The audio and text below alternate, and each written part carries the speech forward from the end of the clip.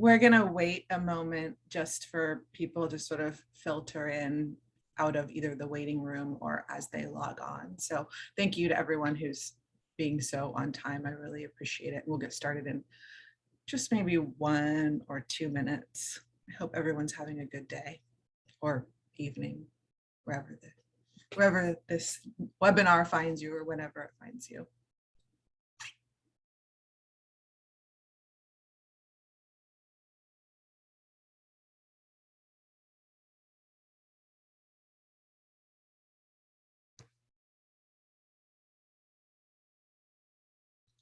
All right, we'll go ahead and get started just in the interest of time, and people can continue to filter in. I'm gonna give you a brief roadmap of what we're doing in the next hour. Obviously, I'll introduce myself in just a moment, and then we're gonna do a presentation and leave time for Q&A. So that's basically the roadmap. I'm gonna do brief introductions. I'm going to shift to a presentation where we'll spend about 15 to 20 minutes talking about the application process, 15 to 20 minutes talking about Berkeley Law, and then hopefully leave at least 20 minutes, maybe more, for your questions. In terms of those questions, the chat function is not enabled, but Q&A is. So if you go to the bottom of your screen to the navigation bar and you click on Q&A, you'll see a box pop up and you can answer questions there. And we will answer them both during this presentation as well as in that section towards the end. So without further ado, I'm Kristen Thies-Alvarez. I'm the Dean of Admissions and Financial Aid here at Berkeley Law. I oversee all of the JD program admissions functions, as well as financial aid for all of the law school, which includes other programs such as the LLM program or our JSP program. I've been at the law school since 2007, which, wow, when I say it like that, it sounds like a really long time. And as such, have been intimately involved with file review and decision-making, policy, financial aid, decision-making, enrollment, etc., outreach, recruitment, all of the above. So I'm pretty familiar with all aspects of the process. And I'm also pretty familiar with law school admissions in general. So I'm always happy to talk about that more broadly. I want to let Chelsea Hackett from my team briefly introduce herself, since she's also on this webinar and she'll also be answering questions. Chelsea? Thanks, Dean Alvarez. So I'm Chelsea Hackett and I use she, her pronouns, and I'm the admissions outreach coordinator for the JD program. So I help with file review, file processing, admissions email, you may have seen my name, and then of course these types of outreach webinars and various events. But for today's session, I'm going to be mostly in the background answering any of the Q&A that you have during the session, and then moderating the Q&A session towards the end. Great, thank you so much. So without further ado, I'm going to share my screen so that we can start this presentation, and we will try to keep it moving relatively quickly. So obviously, you're in an Applying to Berkeley Law info session. This session, hopefully you're aware, is a little bit geared towards the audience that would self-define themselves as either working professionals or those with significant work experience, not those coming directly from undergrad. Now, if you're an undergrad or a graduate student right now, that doesn't mean you need to leave the webinar. You're very welcome. Most of the information is entirely relevant to all groups. It's just a little bit of a different emphasis for this one. So just be aware of that going in. Before we go any farther, we also want to acknowledge the land and place that the University of California, Berkeley and the law school occupy, which is the traditional and unceded territory of the Huchun, the ancestral land of the Chochenyo-speaking Ohlone people. I would encourage you to go to the Berkeley website to learn more about the history and current contemporary realities of the Chochenyo-speaking Ohlone people and the Muwekma Ohlone. It is a concerted effort on the part of the university to not only make visible, but also to hold ourselves more accountable to doing work that has value and improves the lives of members of the tribe. So as I said, this is a session geared towards working professionals. So I thought it would be useful to start with what I hear pretty frequently as questions that come from people who are not currently enrolled students. They're probably fairly obvious, so they may not cover all of your questions, but I hope that we'll be able to answer all of them kind of in the course of the presentation. And obviously, I graduated from college a long time ago. What are you going to do with my grades is a big question for people, especially when they don't feel that that's necessarily relevant to what they bring to the table, or they want to know about the value of their graduate degree. Letters of recommendation are an issue that comes up a lot. They're really not a problem, and we'll talk some about that, but it seems to be a source of great anxiety for many people who've been out of school for a number of years. The question of how to include or exclude things on your resume, especially when you have significant experience, is a common question. And then, of course, when it comes to actually enrolling in the law school, am I going to feel like I find community? Are there people from similar backgrounds? What is that going to be like? Is it, all 22-year-olds? What does that look like? And then the practical reality of affording school, especially if right now you're a working professional who's supporting a family or just yourself, and you realize that you're not going to be working when you come to law school. So before we go any further, the application itself, the cycle is just about to start. The application for fall 22 admission begins or opens on September 1st. So it should launch on lsac.org on September 1, which means that you can go, you can take a look at it, you could submit it if you were ready to go. Most people don't send their applications in on the first day, but theoretically it's possible. And then from that point forward, you have all the way until February 15th to apply. But there are a couple of other earlier deadlines to be aware of. One is if you intend to apply through our binding early decision program, that deadline is much earlier. It's November 15th. And it also means that you have to take a standardized test that we will have the score for by October. There's also a December 15th deadline for a couple of programmatic scholarships. So they have interviews, which requires us to know who's a candidate for them and select people to interview earlier. And we are a rolling decision school, which means that we will begin to review applications right around October 1st. And then we will begin to make decisions and notify applicants from that point forward, all the way until everyone has a decision. And therefore, while there's not a massive disadvantage to applying at the end, there's a distinct sort of advantage to applying earlier, which is just that you tend to be in a smaller pool. And therefore, theoretically, we have more time, more attention, or just kind of your numerical odds are a little bit better of being admitted. That being said, our advice is always to apply when you can send your best application in. Sending one in early that isn't as strong as it could be is not going to serve you well in the long run. The application itself is comprised of not that many parts when you really think about it, although I know many of them feel extremely high stakes.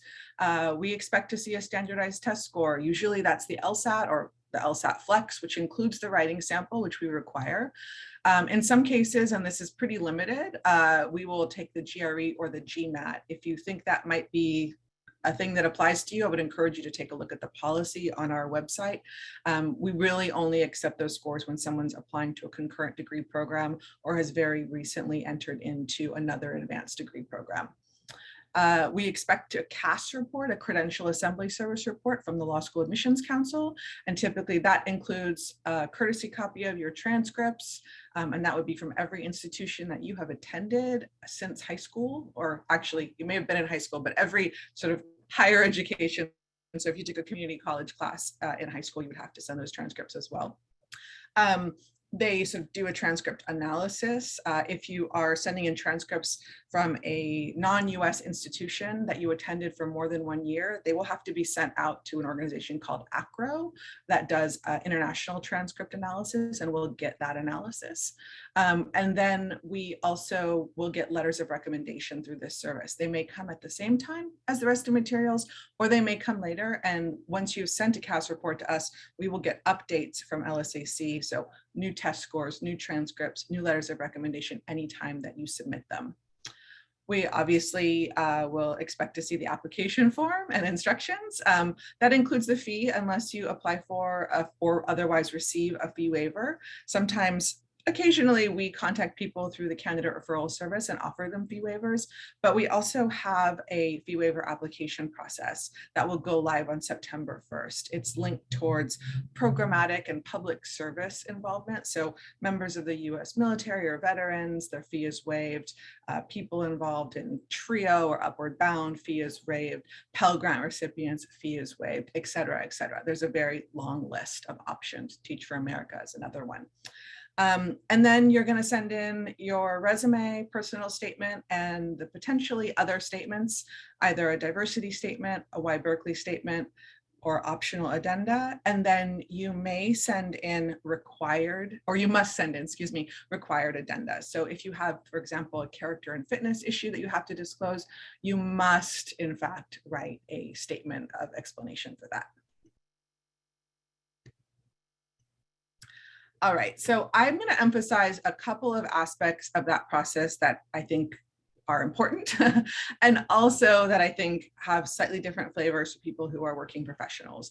So personal and other statements. This is really, really critical to our analysis.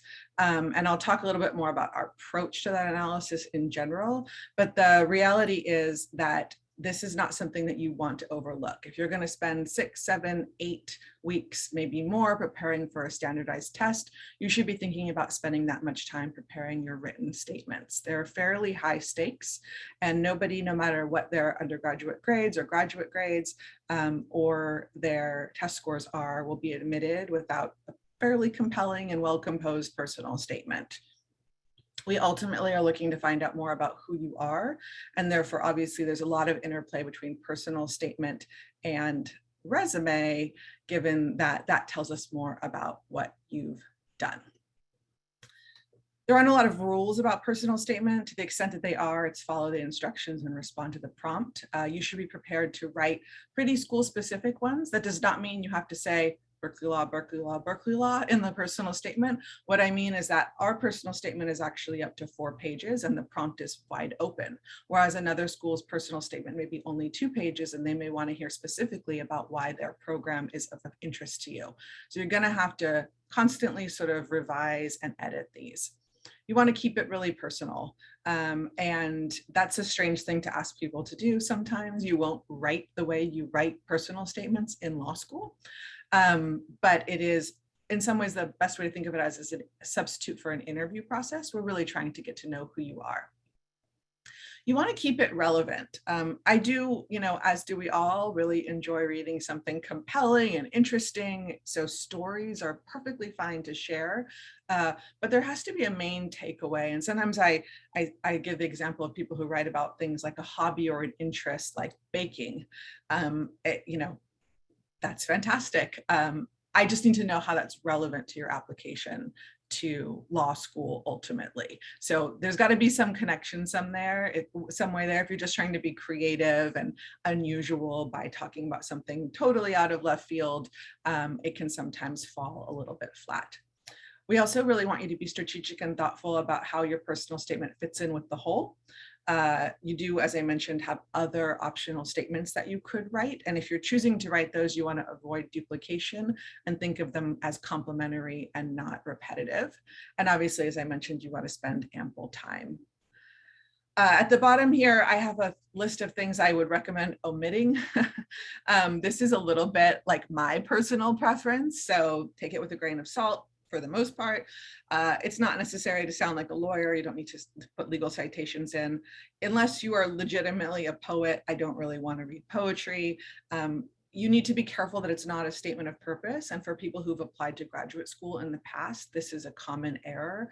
We are not worried about what faculty you're going to work with, what specific subsection of the law you're going to be focused on, et cetera. In fact, we assume that you may change course even drastically. So that's not our expectation going in. And if you take up space talking about the what you're going to do, instead of taking up space and talking about the where you come from, who you are, what you're about, then you have missed the boat on your personal statement, and it's probably not going to be very helpful to you in the overall process. It's also not a place to locate what should be in addenda. So throwing in information about a bad semester should not be in your personal statement. we don't want to see a restatement of your resume. We don't want to read about, the student in your class and their life struggles rather than learning anything about you. You don't have to worry about getting our attention. You're going to have it. So you don't need to go for the most dramatic narrative or anecdote that you can come up with.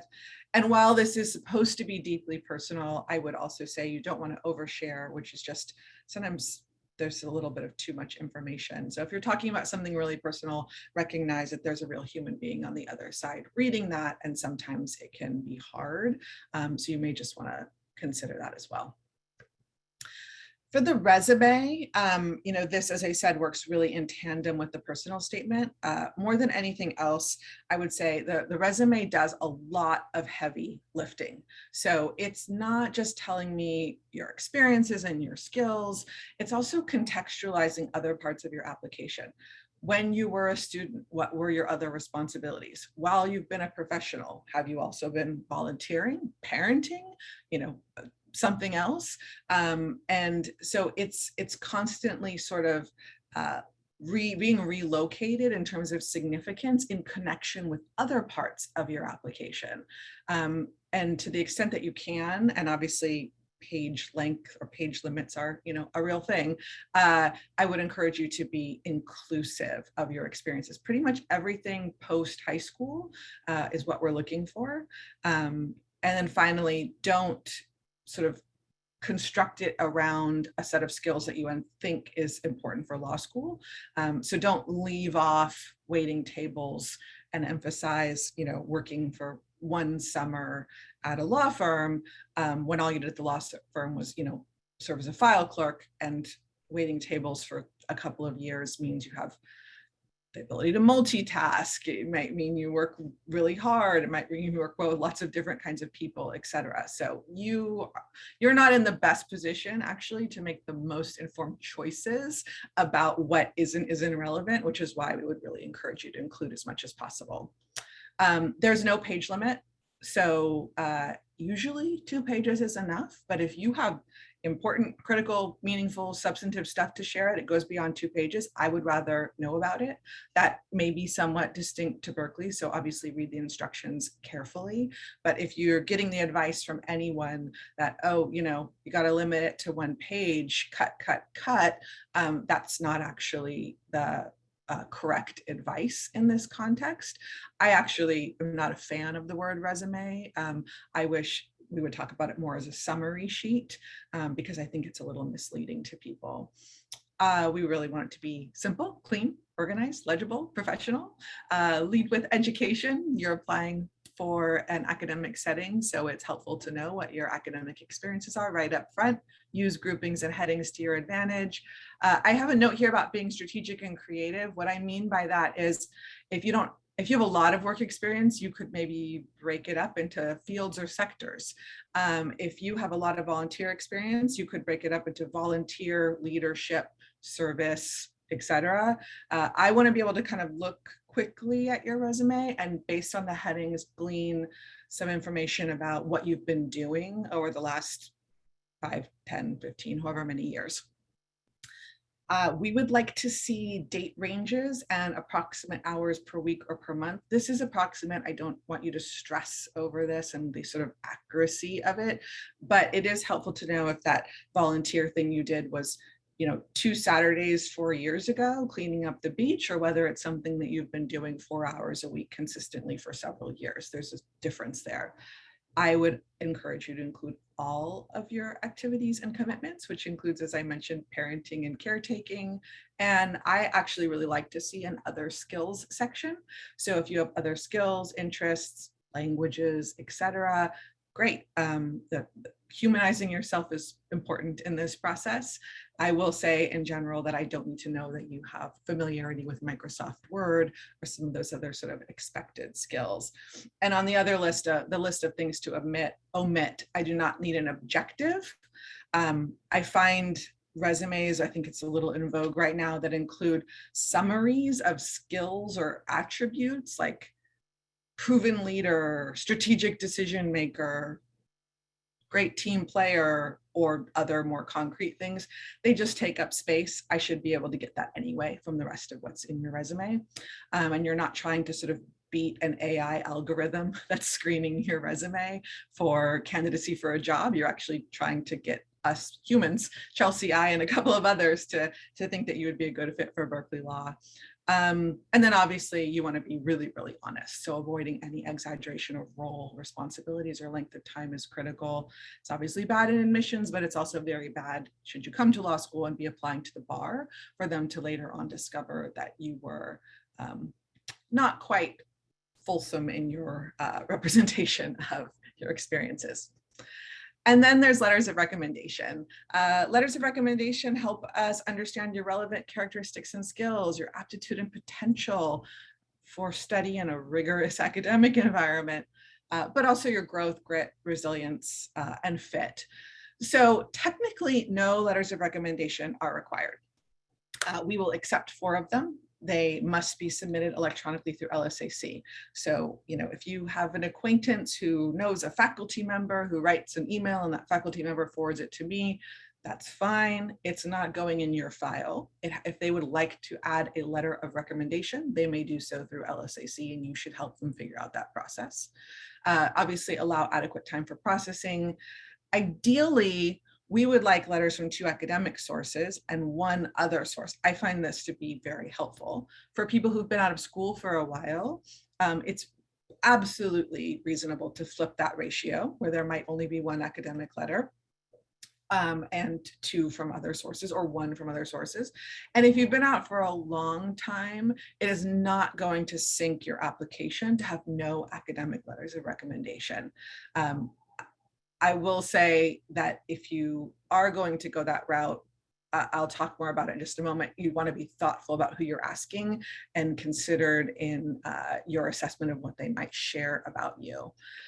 So you want to ask professionally. I often tell people that the best thing to do is to prepare what I would call an ask packet. So a thing you can hand people when you're asking them for a letter of recommendation that makes them able to transform sort of basic letter into an excellent one. School-specific letters are welcome, but again, not required. So if you want to have one sent just about your interest in Berkeley Law, great. Just be sure you only send it to Berkeley Law, because I can tell you that admissions people don't love those kinds of clerical errors that happen when we get essays that cite other schools as your top choice, or letters of recommendation that were clearly intended for a competitor of ours. And then this is this point that I wanted to sort of drive home, especially for people who've been out of school for a while and are thinking maybe they're only going to be sending letters from non-academic sources. You're going to want those letter writers to focus on relevant and transferable skills to law school. And I don't necessarily expect you to know what all of those are, so I'm giving you some examples. This is not an exhaustive list, but if you're asking someone who has only supervised you in a laboratory setting and doesn't know anything about law school to write about why you might be a good fit for law school, talking about your ability to do research, to work effectively on teams, to negotiate or resolve conflict, your attention to detail, et cetera, et cetera. Those things are going to be helpful. Poster presentations that you've done, conferences you've attended, et cetera, et cetera. So just to be thoughtful about that. Having a letter to have a letter is not really the name of the game. We don't have a checklist, and we're not sort of ticking off boxes to make sure you have enough letters. One really substantive, strong letter would get the job done potentially. 4 very mediocre letters are not going to help you. So focus on quality. And I don't know that it needs to be said, but please, no family, friends, or relatives. We don't need a personal reference about you being a good person. We do not want you to write the letter yourself, even if your recommender says, oh, will you write it up for me and I'll sign it? Nor do I want you to push for a letter for someone who, when you approach them initially, seems hesitant. And if you take nothing away from my sort of remarks on letters of recommendation, take away this. We want substance, not signature. If you were in a congressperson's office and you never worked with the congressperson, why would I want a letter from them? If their office manager supervised you and they know what you were like taking constituent calls, that's who I want to hear from. We want anecdotes, not adjectives. So saying you're smart, interesting, kind is just not helpful. But if they talk about an example of something that you've done that illustrates one of those skills or attributes, then absolutely welcome. We want the relevance, not the relationship. So again, what's the skills, not who do you know, and quality over quantity. That's my transition point to remarks about Berkeley Law. Happy to talk more about the admissions process. I skipped a couple of slides related to holistic review. We can talk about that if it's important to folks. I think it's extremely important, but I also want to make sure that we cover this ground and have lots of time for questions. So Berkeley Law, located on the University of California campus. This is a picture of it from up in the East Bay Hills, looking out towards the Golden Gate, San Francisco, the Marin Peninsula. You can see Treasure Island, as well as Angel Island and Alcatraz in the distance. The law school is located in the southeast corner, I guess, technically, right up against the foothills, and again, with really great views. We are really self-contained in many ways. So we have our own career office, our own registrar, our own admissions team, largely because, campus is dealing with 20-something, 30,000 undergrads and other graduate departments. So we try to keep it as law student centered as possible at the law school. And actually right now, because we are doing in-person classes and we're still obviously dealing with the COVID pandemic, undergraduates and the public are actually not allowed into the law building complex at this time. We have typically about 1,200 students. That includes JD, LLM, JSD, and JSP students. A little bit more about class size in just a moment. So this is the profile of the class that just started. And first and foremost, you will see that the first year class this year was 385 students. That was much larger than our plan. And in fact, last year, despite having over 8,000 applications, we admitted fewer students than the previous year, and then yield was just much, much higher than anticipated. So the plan for next year is actually to enroll about 320 students. We do not intend to somehow become a larger and larger school. It wasn't our intention last year. It is not our intention now. And just to give you a realistic sense, we look to enroll about 320 students each fall. Not sure what applications we'll do this year. I think there's lots of speculation, but it should be interesting. I can tell you that. And about 10% of the class is over 30. The oldest student this year, I believe, is 41, but every year it's different. I think last year it was 49, and it's been much older than that at times. And the average age is 25. So most students who are admitted to Berkeley Law have been out of school and have some either graduate school experience. About 12%, 13% comes in with a graduate professional school degree, and or they've been actively working in some way, shape, or form. It's a very, very diverse class in a number of ways, and it's also a very academically and sort of otherwise skilled and qualified class. The law school itself is a place that is, renowned. It's a law school that consistently is recognized as one of the leading law schools in the country, and certainly one of just a couple of public law schools that really overlap with that list of preeminent internationally recognized law schools as well. Within the law school, we have several programs that are of particular interest to people and of particular strength. I will tell you right now, we do not admit people to these programs. So you're not crafting an application for the environmental and energy law program, you're crafting an application to Berkeley Law. But if you want to do environmental and energy law, you'll be happy to know it's the #1 program, I think tied with one other program this year. We have strong law and economics, criminal justice, business and startup, constitutional and regulatory, etc. You can earn a certificate, and that's what those icons at the bottom of this page are. They represent the 8 certificate programs that are offered. Certificates are not required. They are great to indicate that you have a breadth and depth of experience and exposure to a particular field, but they are not at all, I think, even in the career market, something that is a necessity in any way, shape, or form. In terms of the, excuse me, let's not do that. There we go. Sorry, guys. My computer is freaking out. Now we have to go back. Here we go. Wow, I apologize. This is really something. It does not like that page. And so I'll talk briefly about it and then just move on, which is the curriculum in the first year. We actually changed the curriculum. Last year was the first year this was implemented.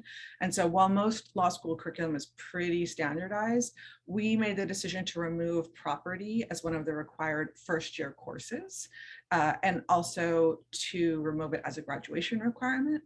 And then we also took one unit away from torts and gave that unit to legal research and writing. And that was largely in response to student, employer, and other desire to have more experience doing hands-on kind of lawyering skills work from the very beginning, more research, more memo writing, more brief writing, more mock negotiations, et cetera, et cetera.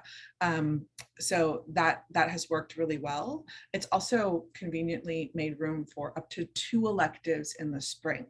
So while most law students in their first year will choose to use one of those electives to take Constitutional Law 1, they still have another elective, which means that they can take Introduction to Intellectual Property or Immigration Law and Policy or something that's really of interest to them and they'd like to dive into. And they can do it in their second semester, where they would have at other schools or otherwise needed to wait until their second or third year to take those courses. We also have a really large emphasis on community, and part of what that page shared is that we divide the class into modules. This year, because the class was large, we actually added 2 doctrinal faculty members to ensure that the modules and the super mods, which are 3 mods grouped together, were not of a size that was not similar to in the past. So to keep the proportions down, we added faculty. The groupings are designed to be about 35 to 45 students in a mod and about 100 to 110 students in a super mod. And then legal research and writing is a subset. It's usually only around 18 to 22 students. So you get really much more specific attention in those skills related courses. We also have what's called pods. So starting in the summer, entering students can be optionally grouped together to get to know one another. This was something that came out of the COVID pandemic and that we have retained. And that now, in addition to being in the summer, is continuing throughout the year. So it's a chance for people to connect and get to know each other better. We're particularly interested in interdisciplinary education. This is a list of concurrent and combined degree programs that are potentially available to you. You also could just simply take courses in other programs if you wanted to explore those without committing to an additional year in another program. We also house 25 different centers and institutes. I counted and I think I left one off because this is 24, but there were 3 added this year. So it's a little bit difficult to keep track of, which is, I think, just an example of the real drive to think about these multidisciplinary think tanks and hubs for research and analysis and convene spaces for convening as at the fore of what we do. And you can see they're very, very wide ranging. They have different ways that students get engaged with them. So sometimes students are research assistants. It may just be that you participate in a conference that they put on or work with one of the lecturers that they've brought in as a visiting scholar. Sometimes they do much more concrete stuff, which I'll talk about in just a moment, but also I wanted to highlight that the Miller Institute for Global Challenges in Law, just in the last week, has really led the charge to be of assistance to those leaving Afghanistan or attempting to leave Afghanistan in the wake of the rise of the Taliban there again. And there are over 70 students who are currently involved in a multitude of projects. There is a push, and $100,000 was raised and campus matched that $100,000 to provide funding and transportation for people to come, and a concerted effort to create spaces at Berkeley and other universities for visiting scholars so that academics could come and be in the US as a visiting scholar for a period of time. And that could be the part of the basis of their relocation. In addition, they also do many other things that impact sort of daily life that involves helping small businesses understand the CARES Act, hosting events. The Human Rights Center launched the Berkeley Protocol on digital open source investigations, and more. We are a public law school, and we take that mission very seriously. So in addition to courses and faculty and centers, et cetera, we also have sort of programmatic and financial support. Public interest summer funding is available. You have to do a certain number of volunteer hours if you would like to qualify for that. We have a bunch of a pro bono program that I'll talk about more in just a moment, clinical education, and also postgraduate support through the Loan Repayment Assistance Program. In terms of pro bono and experiential ed, this is a list of some of the opportunities. There are probably more than are on this list, frankly, because this is another area of rapid growth and expansion, particularly under the leadership of Dean Chemerinsky. Although I think Berkeley has always been a space where making the connection between research, policy, and the real lives and experiences of communities and individuals has been at the forefront of what we see our mission as. One thing that I think is really different about Berkeley, and a lot of law schools are sort of similar and it becomes about fit, but there are a couple of points of real departure. And one of them for Berkeley is that because we have this solid commitment to public service, and because we tend to recruit students who are attracted to that, we do not then sort of sideline them in the first year of law school. So we will allow you to do a bunch of stuff in your 1L year that many schools won't. That includes joining 12 of the 13 journals. So California Law Review is reserved for second and third year students and has a write-on competition, but every other journal would be something you could join from the very beginning. We will let you do Berkeley Law alternative service trips. Those were successfully transferred to being virtual experiences over the last 2 years, actually, but we're looking to do some of those in person again. And then this year, there are over 40 different student-initiated legal projects. These are creative, innovative, impactful programs, all sort of student initiated and student led, but under the supervision of an attorney or attorneys or organization, and supported by the law school and the law school's infrastructure. I would encourage you, if you're someone who's thinking about public service or not, to go and check these out. Because the other thing that's true is that even those who have no intention of pursuing a public interest career find value in taking what they're learning in the classroom and applying it in a real world context. They find value in being able to go into a job interview and talk about, yes, I have client interview skills. Yes, I've written a memo or a policy proposal. And those are things that can be developed through the student initiated legal projects. You could do an independent pro bono project, and then Connect is basically community needs rapid response program. So instead of students creating something, it's organizations coming to us and saying, we really need help from students to do this short-term thing, like do intake interviews for these people. And so then the pro bono program helps solicit student volunteers. We have a number of clinics. Those are most easily distinguished as falling into two categories. One is in the school and one is in the community. So housed at the school, housed at East Bay Community Law Center. And East Bay Community Law Center is off campus. It has 2 sites. And it's the largest provider of free and reduced cost legal services in Alameda County. So EBCLC is a space where in your second and third year, you could apply for a clinical position in one of these 8 practice areas. The other clinics, you could also apply in your second and third year into any one of these clinics, and they have different emphases. If you're interested in clinical work, I would again encourage you to go to the website and check them out. They're all very different, right? So New Business Community Law Clinic might be working with a local entrepreneur who needs help setting up an LLC, whereas the Death Penalty Clinic might be doing research and appellate advocacy for someone who's currently on death row in another state. Samuelson Clinic, excuse me, might be doing partnership with a nonprofit organization that is looking to craft new legislation protecting privacy from video surveillance or something along those lines.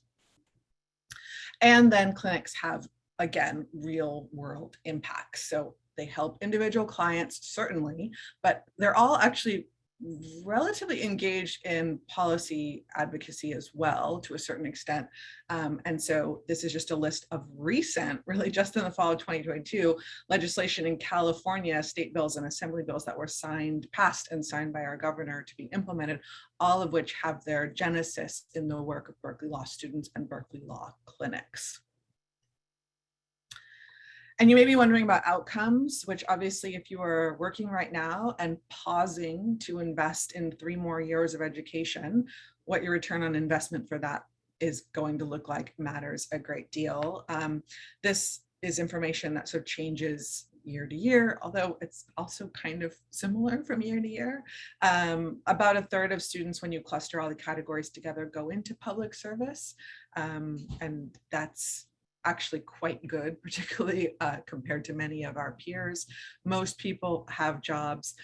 Most people at first job, most people, so the majority are in California, but you're not at all constrained by the fact that we're located in California, and many people are elsewhere.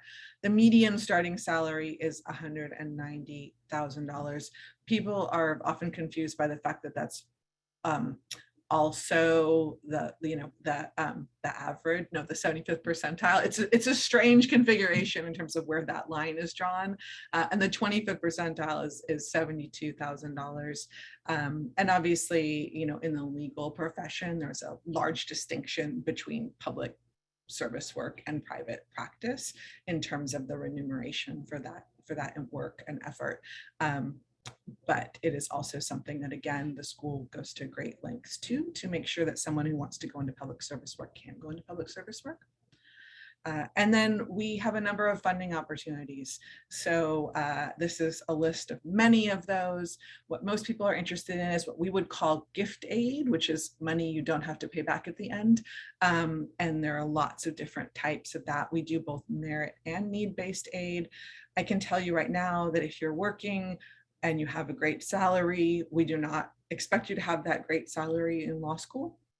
So while assets are taken into consideration when assessing need, it's actually more of a long-term look back at financial obstacles faced growing up and in your lifetime. So it's a more nuanced analysis than a simple sort of formula that takes, what you have in the bank plus what you, have in some other, form of savings, and what we think you should have to pay for law school. It's much more complex than that. And then a lot of money is just based on merit, but a note here, we don't define merit as sort of a combination of LSAT and grade point average. We actually do a pretty comprehensive re-review of all of the admitted students' applications to determine whether or not someone is someone who we would like to recruit here using merit dollars. Bunch of other resources, including programmatic awards, emergency aid, parent grants, yellow ribbon and other veterans benefits, support for international students or DACA recipients or undocumented students, center scholars, and then new this year, a public interest fellowship, which is a full tuition award for 3 years. We also have the Berkeley Law Opportunity Scholarship Program, which is full tuition all 3 years for first generation college students. And finally, a note on binding early decision. If you know Berkeley is your first choice and you would come, absolutely, no matter what, if you're admitted, you can apply binding early decision. There are some additional requirements, but one of the real benefits is that if you were admitted through BED, you will be guaranteed a $75,000 gift aid award distributed as $25,000 per year in each of your 3 years here. So again, for many people who are sort of like, I would come to Berkeley no matter what, and knowing that I can come through BED and also have a $25,000 scholarship is very exciting to them. And then for other people, they want to make sure they've seen all of their options and considered them, sort of fully and seen all of their financial aid awards. And if that's you, then binding early decision is not a good option because you will have to withdraw all of your applications where you have submitted them, even if you haven't received a decision. And last thing I will say, just some basic information about financial aid. We do award a significant amount of financial aid.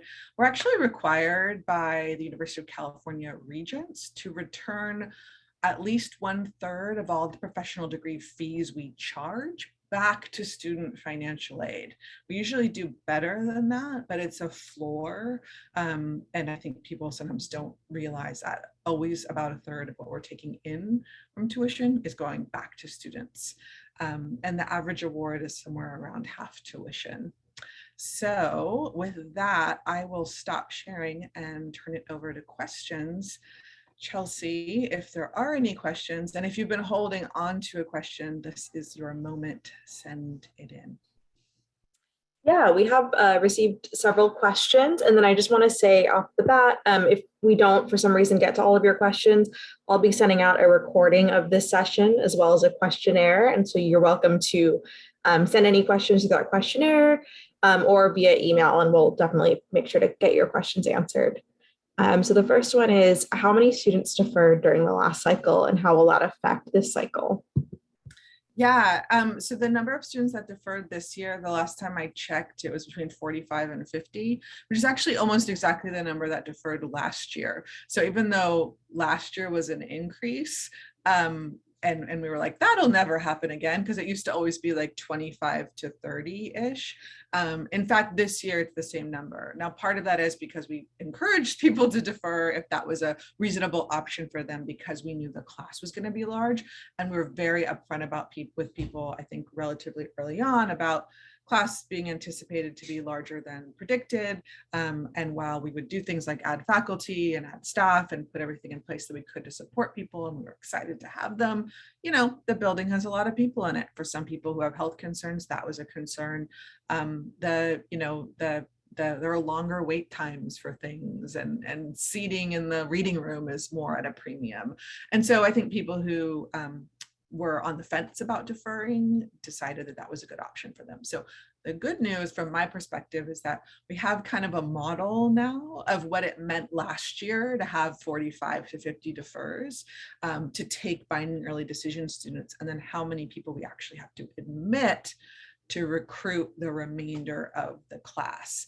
And I would expect that, much like we decreased the number of admits from last year, that will probably decrease the number of admits this year in anticipation of reducing the class size back to 320.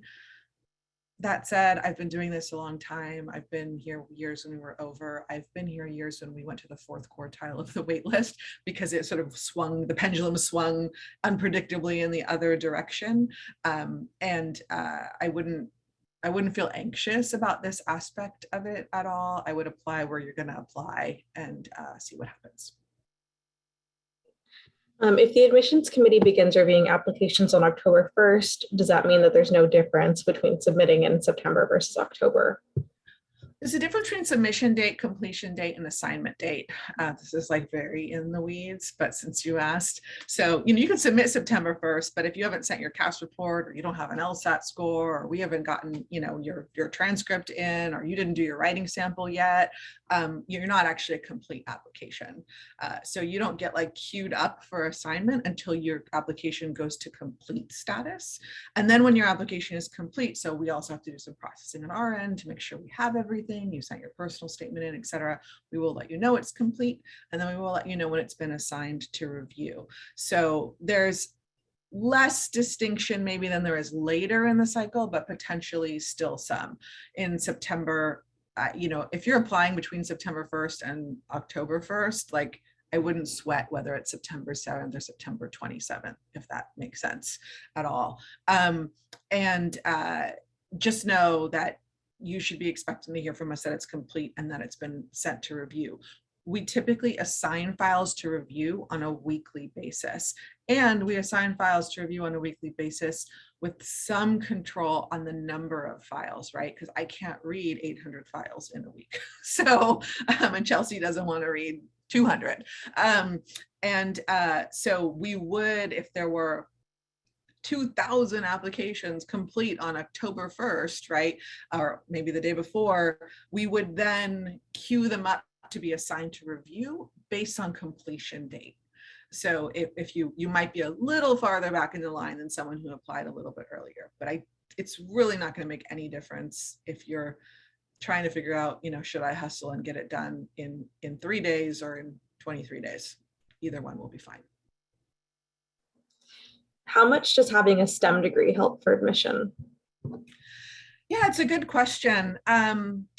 We see a lot of applicants with STEM degrees, partly because we have the #1 law and tech program in the country, and have for quite some time.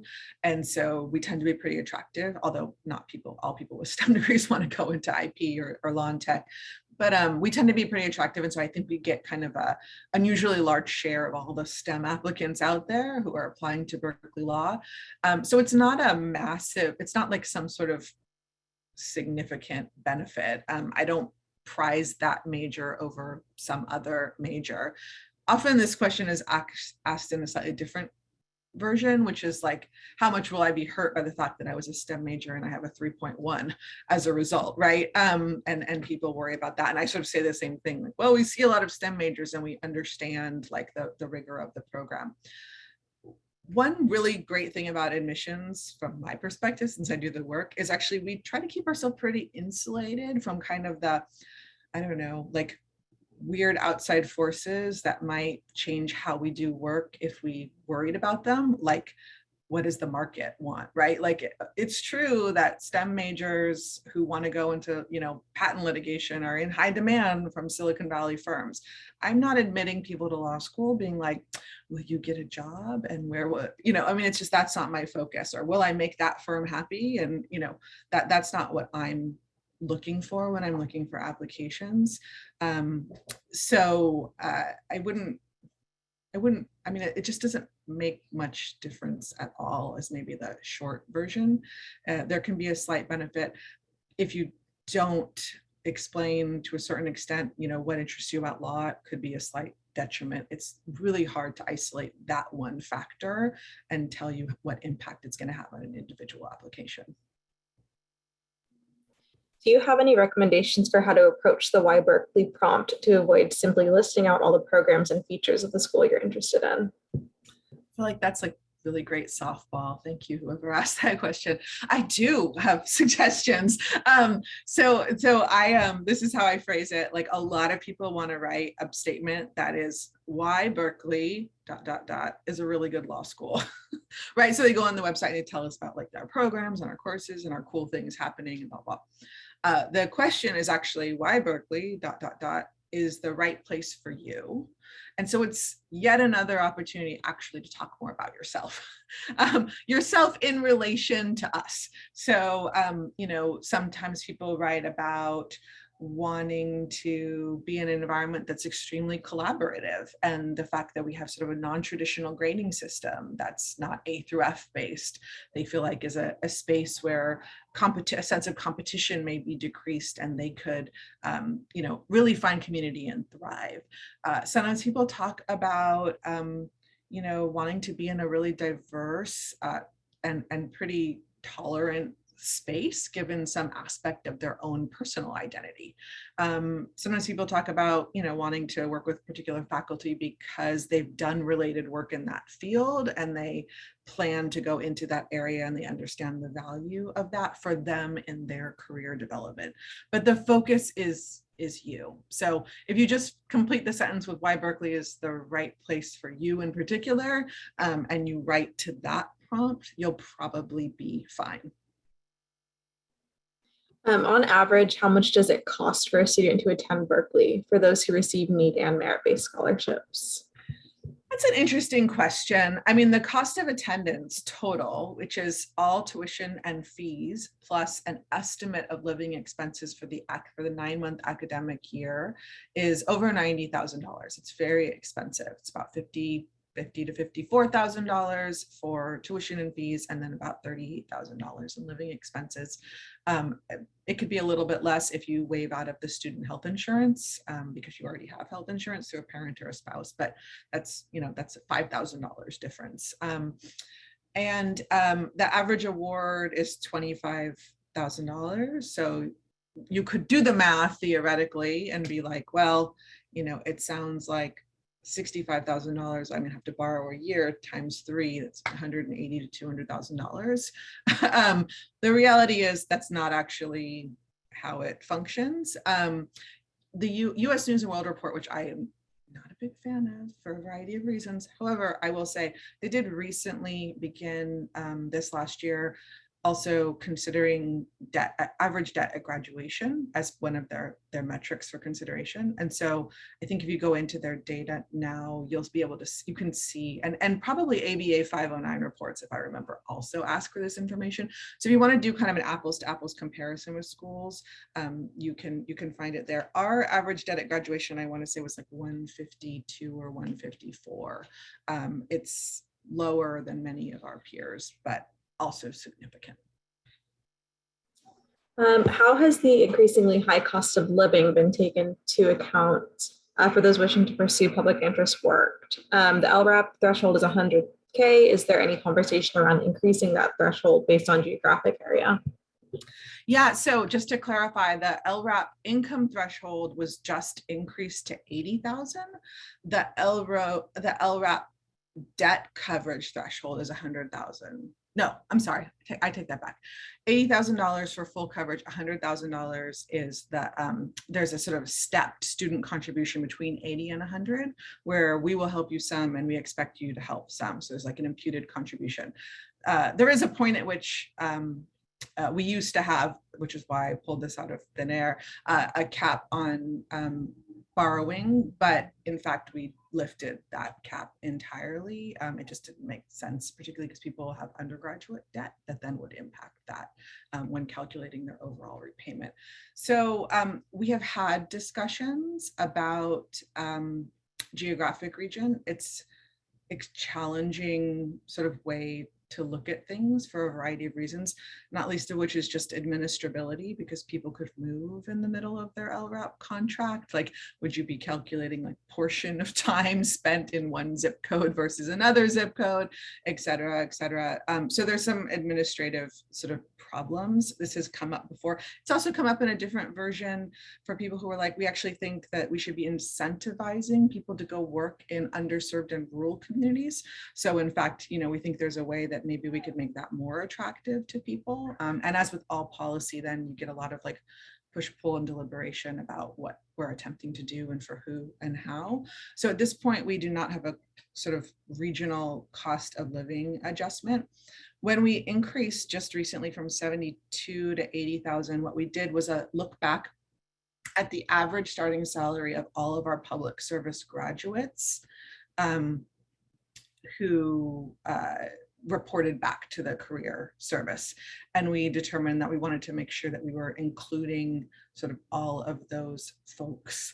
And it didn't appear that at $72,000 we would necessarily be doing that. So that was the basis for that adjustment. But we are aware of the issue. It's an important one. And I think it will continue to come up.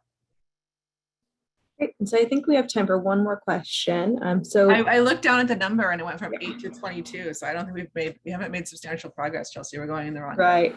But I mean, that's what the questionnaire is for. So if I don't get to answer your question, or if we don't get to answer your question rather, then please use that questionnaire that I'll be sending tomorrow. So the last one, how heavily is the undergraduate GPA weighed against graduate GPA, especially if there's a significant difference? Yeah, so let me just say this because I sort of skipped over this piece. We don't talk about undergraduate GPA a lot when we're sort of in the weeds on reading a file. We talk about academic record or academic history. And the reason is that I'm actually thinking about a couple of questions when I'm reading your file. One is, do I think you could come and do the work? Another is, do I think you'd be a contributor? Another is, are you a good fit? You know, academic history is very helpful in assessing whether we think you could come and do the work, but it can't be about kind of an arbitrary number, because for people who the undergraduate GPA is a decade ago, it may be entirely irrelevant, right? In fact, we need to be looking at other things as indicators of potential for academic success. Similarly, if you have a graduate degree, we do consider that a plus factor. It's just not a quantified plus factor, right? It's all goes in the mix and we look at it as a whole. So it's not, we're not going to take your GPA and sort of like bump it up or adjust it, but we are going to get your transcripts from a graduate program. And assuming that you've done well in it, if the question is, can you come and do the work in a rigorous graduate level, professional level academic environment, and you in fact have evidence of having done quite well in a rigorous graduate or professional school environment, that would be fairly compelling to us. So it doesn't make a mathematical change in how LSAC or we think about your undergraduate GPA, but it absolutely makes an impact in our assessment of your aptitude. And it's 6 o'clock in California. So thank you so much, Dean Alvarez, and thank you everybody for joining. Again, I apologize if we didn't get to answer your question, but I'll be sending out a recording of this session as well as a questionnaire probably by midday tomorrow. And Chelsea is quite good about getting you all of the answers. So if she doesn't have them, she also will reach out to me and get me to weigh in on them. So please do use the questionnaire if you have a question that has not been answered at all. Have a good rest of your night. Thank you, everybody. Everyone, bye.